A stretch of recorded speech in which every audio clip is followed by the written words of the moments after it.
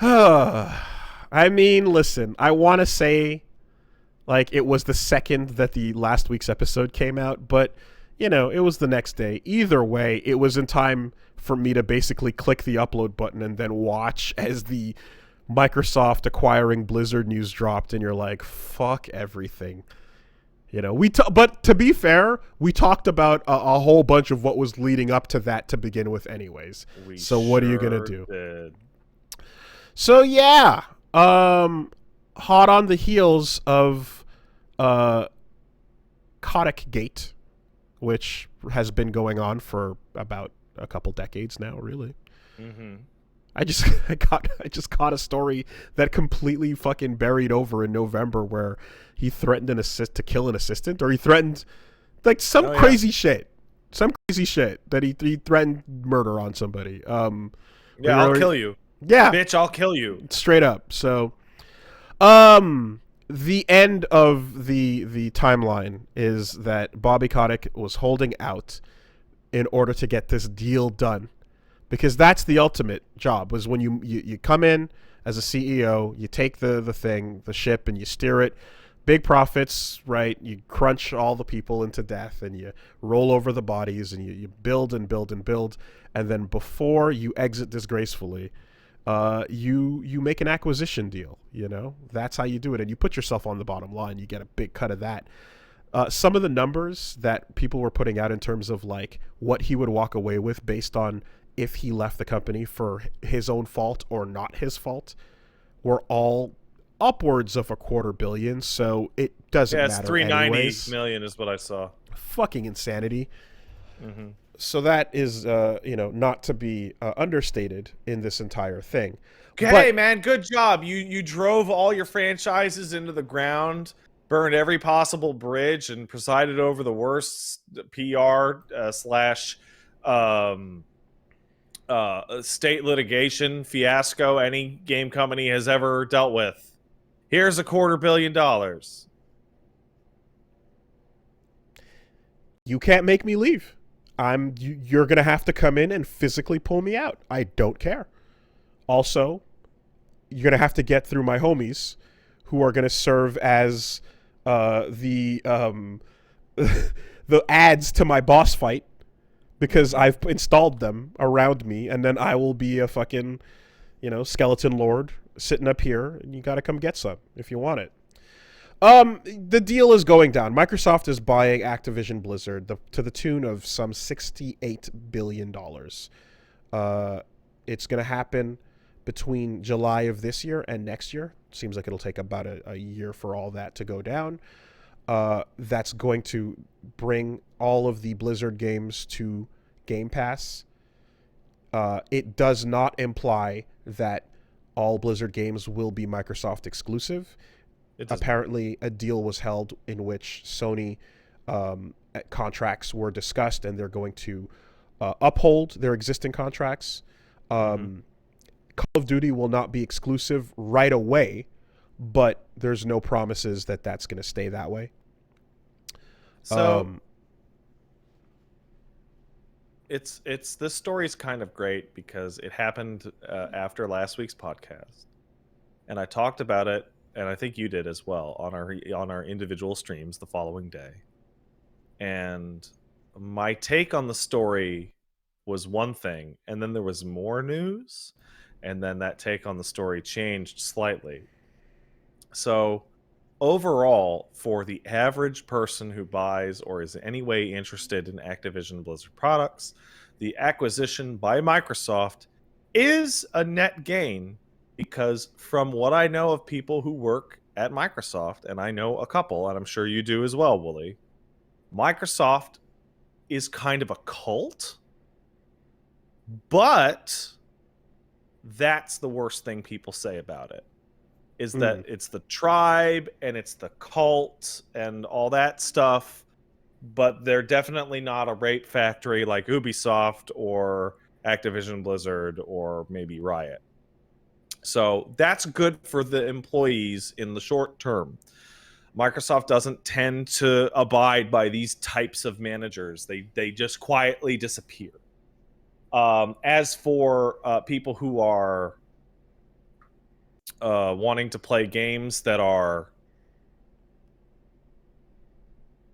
good, getting purchased by Microsoft is probably better, because Kotick was personally responsible for taking stuff like Tony Hawk and Skylanders and Guitar Hero and just grinding them into the dirt until they were done and throwing them away. So that's the thing, right? Is humongous sex crimes aside, there's the part where the franchises that they had that people cared about were turned into ones that people don't fucking give a shit about. And Guitar Hero in particular is notable because in that one, he literally said, like, yeah, we're going to just use this until there's no blood left in this stone. Like, it was a very clear decision once Rock Band started happening that the attempt to control the narrative to pretend that Rock Band was the imitator and Guitar Hero was where all the originals were, as if harmonics was still around at that point. Mm-hmm. And realizing that people were sick of plastic instruments, he's like, let's get what little we can left out of this until we kill it off completely by putting out even more Guitar Hero games. Yeah, so like you're much more likely to see Guitar Hero or Tony Hawk or Skylanders or Spyro or Crash continue to exist under Microsoft than you ever were going to under Activision. And that's good. People like those. There was one specific thing, though, and it was really weird because it was Kotick's not going to leave. No, wait, he is. That was like one day later, if you remember. That's what I ended up talking about the next day, yeah. Yeah, and I'm like, that's weird. And then I'm like, I think that the bottom line for almost everyone, except for maybe Sony, with Microsoft buying Activision Blizzard King, is that it's going to be a pretty positive change for people who buy games and people who make games. With the sole exception of the people at Activision Blizzard who were in the process of unionizing. Because moving over to Microsoft, and this, I said this on Tuesday afternoon. Mm-hmm. Microsoft purchasing all them gives them a really good excuse to restructure everybody into different departments and then figure out who's redundant and who doesn't need to be there anymore. And then that, could make the union stuff go bye-bye. And on top of that, and this is the real genius, if they were to do it, Kotick is leaving, but Kotick is leaving in 18 months. So if it does come out that these changes were to be made to destroy unions or union sympathizing, whatever, you could just blame it on the publicly maligned CEO who was still in control for a year, but who's gone now. It was that guy's fault. He's gone. And it definitely wouldn't be a condition of the buying that we'll pay you X amount of dollars to leave as long as you clean this up and this up and this up and this up and bail. That would be crazy. And then on Wednesday, it was announced that fucking the Raven Software QA team that recently unionized is being folded into individual studios and completely broken up and dissolved. So there's a sub-story going on exactly with this in that Raven Software QA, who are the Call of Duty Warzone QA team, were the first North American group to actually get a union together. And they after getting that done, immediately the next step was to get recognition from Blizzard because that's what you need to finalize the unionization process, is to get that recognition. They had a supermajority of support, so they were basically rushing to get that step done.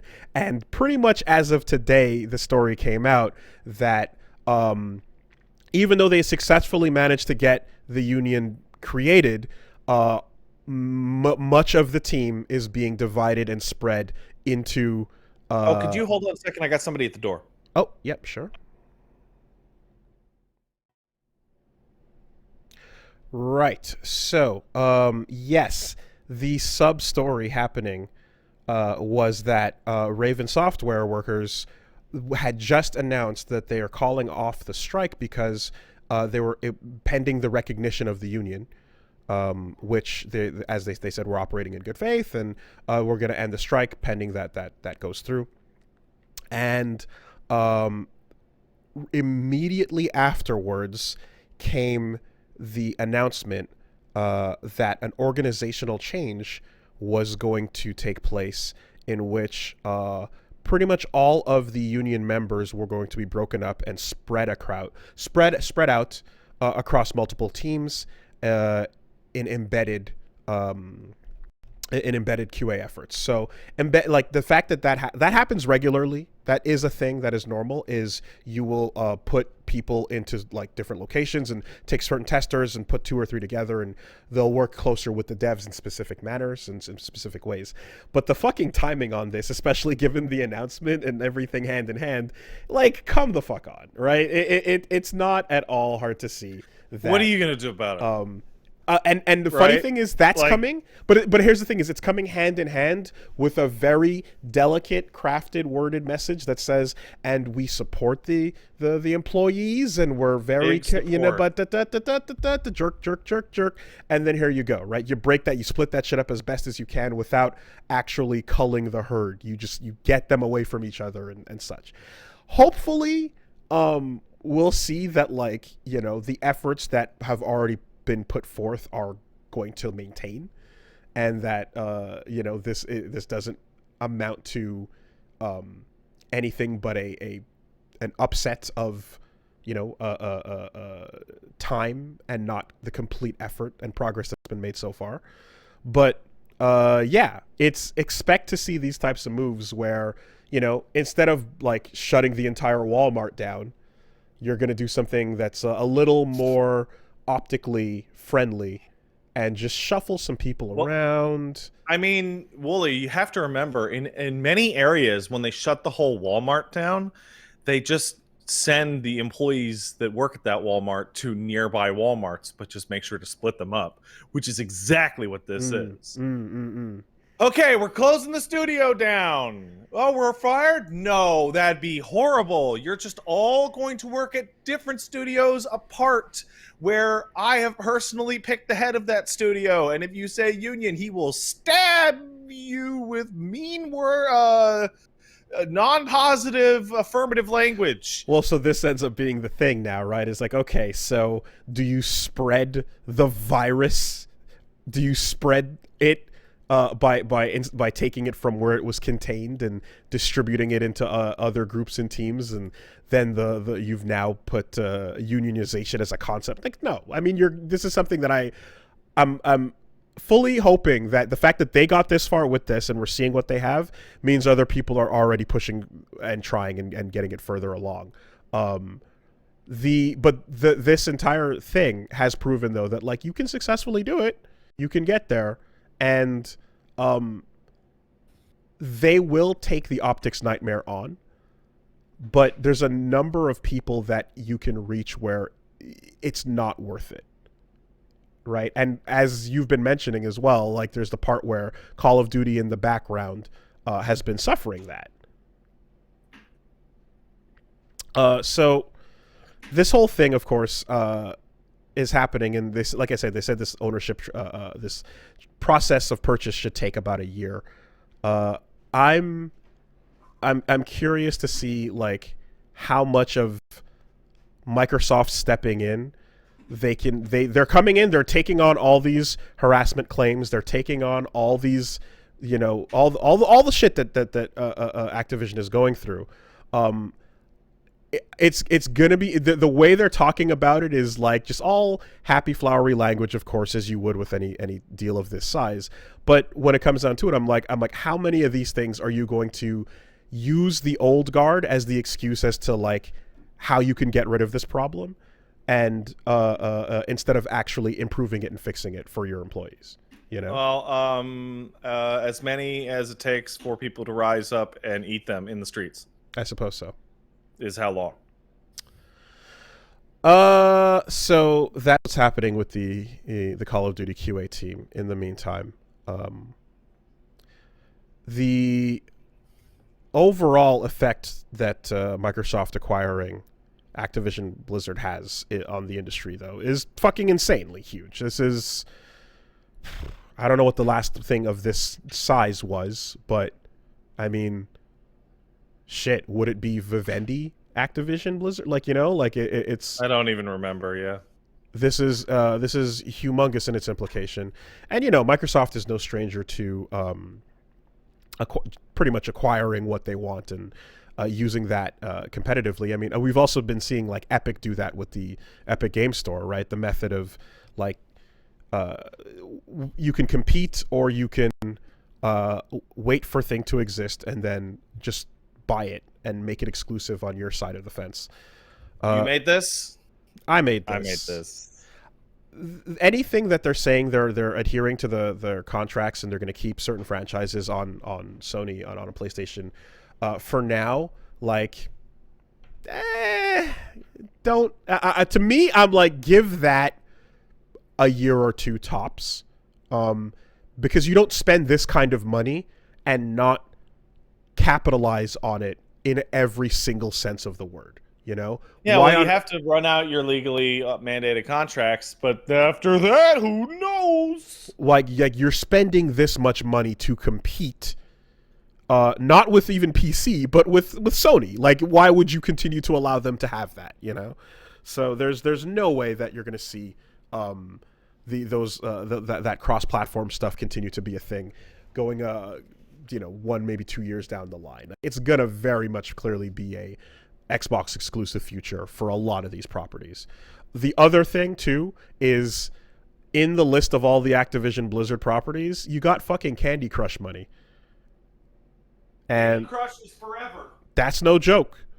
Candy Crush is right up there on the banner with every other notable character and franchise. So, yeah, man, this is a big one.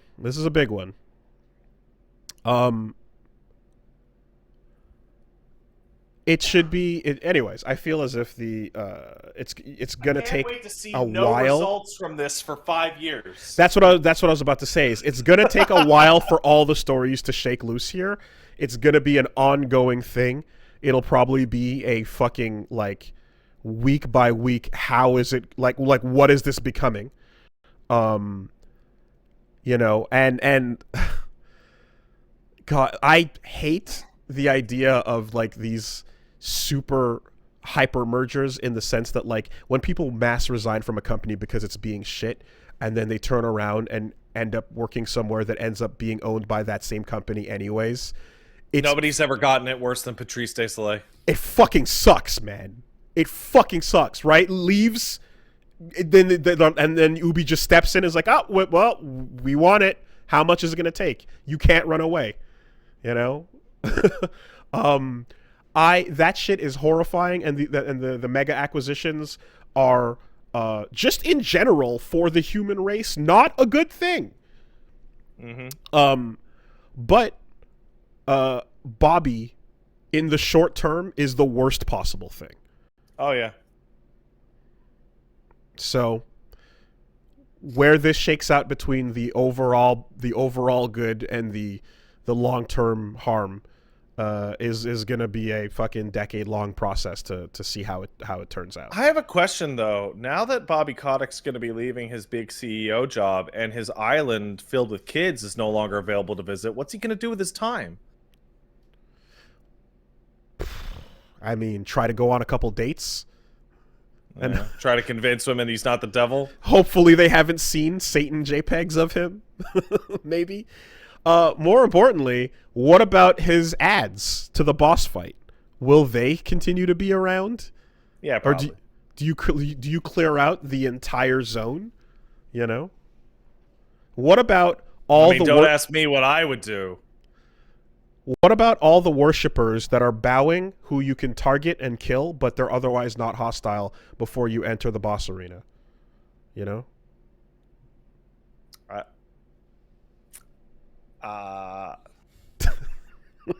You know, you walk... Who knows? You walk by a bunch of them and you're like, well, you're evil and you're worshipping the boss over here, and we can target you, so I can't talk to you.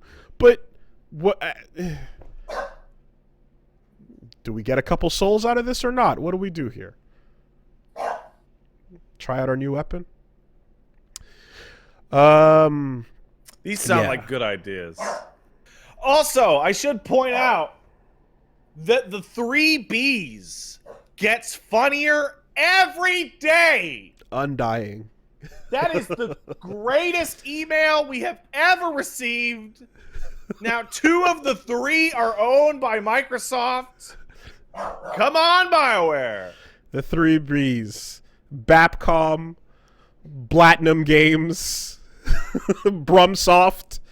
Good old Yeah. Microsoft. Brumsoft rules.